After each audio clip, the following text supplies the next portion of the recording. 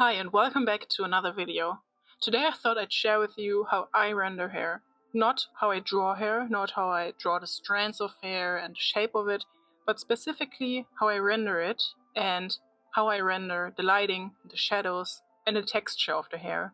Because I've gotten a lot of questions over the years on how I render hair, so I thought I'd make a tutorial on it, and every time I get this question in the future now I can link to this video. I really like how I render hair, and if you like how I render hair as well, then stick around and I'll show you how I do it. So first I'm going to show you how I do it on this drawing of Glinda I did a few weeks ago. And the first thing you want to do is have your colors under the line art layer, like a base color just of your hair. And then you want to add another layer on top and turn it into a clipping mask and turn it into a multiply layer. Then I drop the hair color, the base color, and use a soft brush, like an airbrush or something like that, to just brush in some of the big shadows that are just from the overall lighting, or like under her face or around her face. And sometimes I even brush some darker parts on the tips of her hair because I think it looks cool. And then you want to turn down the opacity of that layer so it's not that harsh. Then you want to make another layer and turn this one into a screen layer, also as a clipping mask, and just brush in the overall highlights. Like if there is lighting in the room, now the hair already has a 3D form and it's not just a flat layer, so you can see a little bit more of what you're working with and where more shadows could be and where more highlights could be. Then I use another clipping mask and turn this into a multiply layer again, turn it about like 60% on opacity, and I use my outline brush. This one I made years ago. It's a very, very soft line art brush, and I'm going to show you a bit more about that in a second. But what I'm going to do with that is just brush in some of the shadows. And I'm just going in from the top or bottom and make a thicker line where I start, and then I make it thinner as I go until it eventually fades completely. So you just have like the sharp line. And yeah, just like how I do my line art, this is the way I'm going to also draw in the shadows.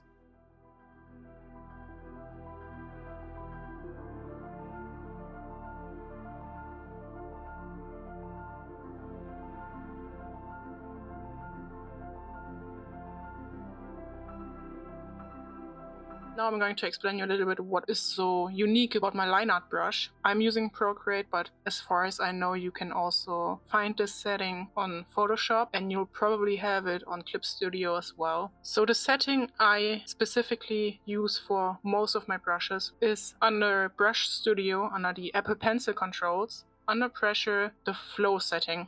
Because I love brushes that have like a big pressure sensitivity, but I'm not really a fan of how the opacity slider works. It behaves a little different than the flow setting. I don't really know how to describe it, but when I make a brush, I turn the opacity pressure setting to none, and I turn the flow pressure sensitivity to max. So with this out of the way, I'm just going to draw in some of the shadows, and I especially draw them where I've drawn the line art and behind other strands of hair. And I don't really follow any rules. I'm just drawing what feels right.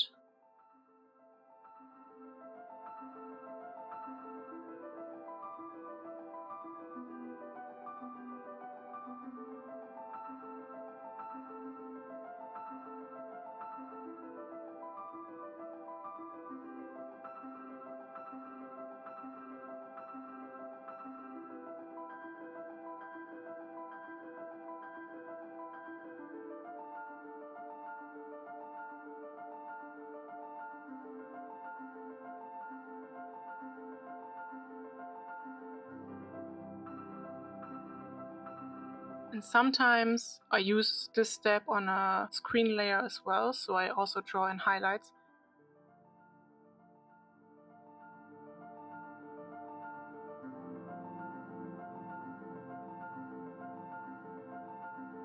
I'm going to show you the same process on another Glinda drawing. And again, I'm just going to use a soft airbrush, brush in some of the core shadows on a multiply clipping mask layer on top of the base color.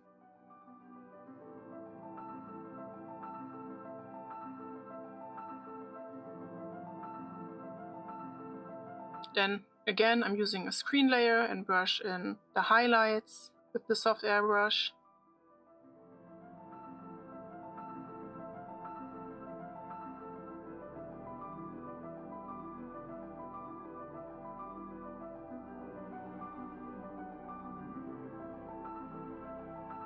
Then I make another multiply layer and draw in the more detailed shadows with my line art brush.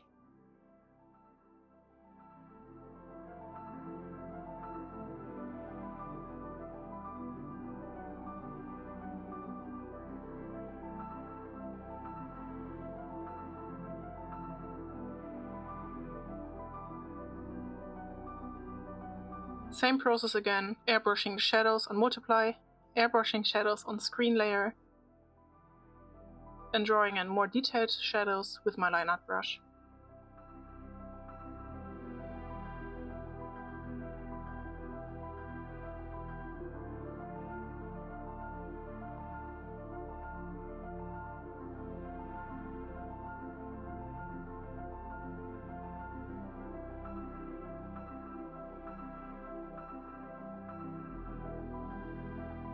Here's another drawing, this time of my character Georgie from my webcomic Nightfall.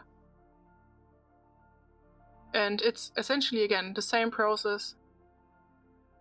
This time I'm going in with my line art brush first, but it doesn't really matter in which order you do it. You can go in with your line art brush first, or you can go in with the airbrush first, whatever you want to do. It both works because we're using blend modes, so yeah, that doesn't really matter. Here you can see a little better how I brush in the detailed shadows. I just follow the direction of the strand or the line art to make these shadows.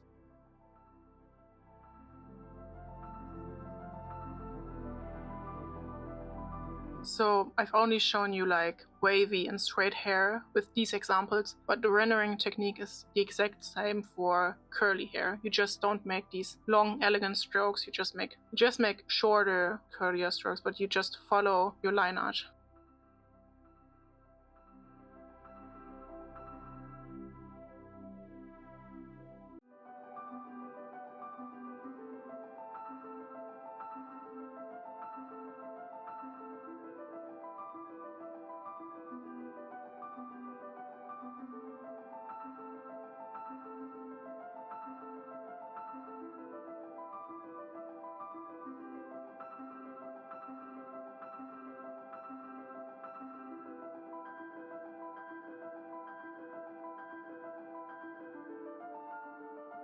So now that I've gone in with my line art brush, I'm just going to darken up some areas.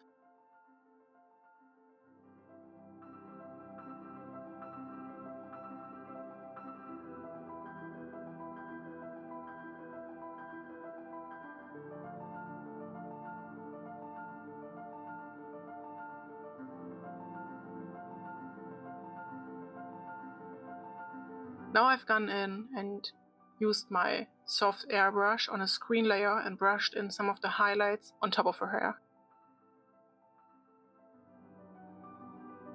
Like you can see, I've brushed a big soft area just of lights on her hair, which is basically the opposite of when I'm darkening the tips of the hair, because she already has dark hair. If your character has dark hair, you can lighten up the top of the hair, and if your character has lighter hair, you can darken the tips of the hair, and I think it always looks cool. It makes it a bit more dynamic.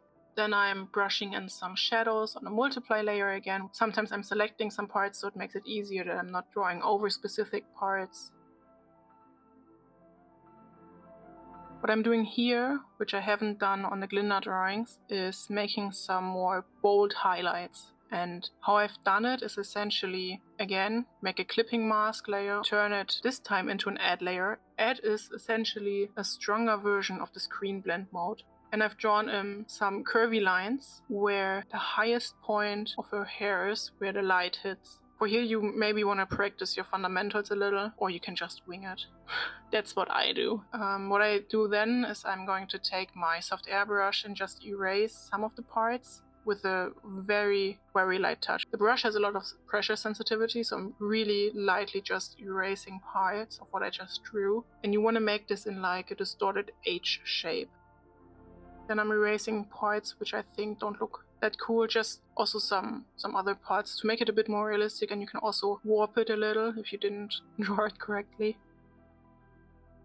And I do that all over the hair. Like I figure out, okay, where's the next highest point of the hair? And there I'm just going to brush in some highlights and then erase around it. And yeah, that's basically it.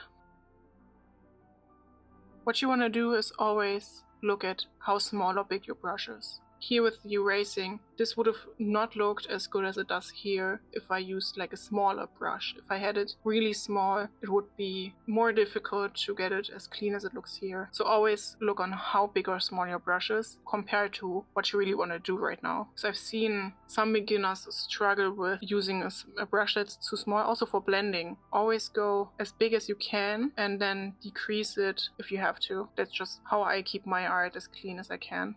And yeah, that's basically it for this video. I think I've shown you everything that I do when I render hair.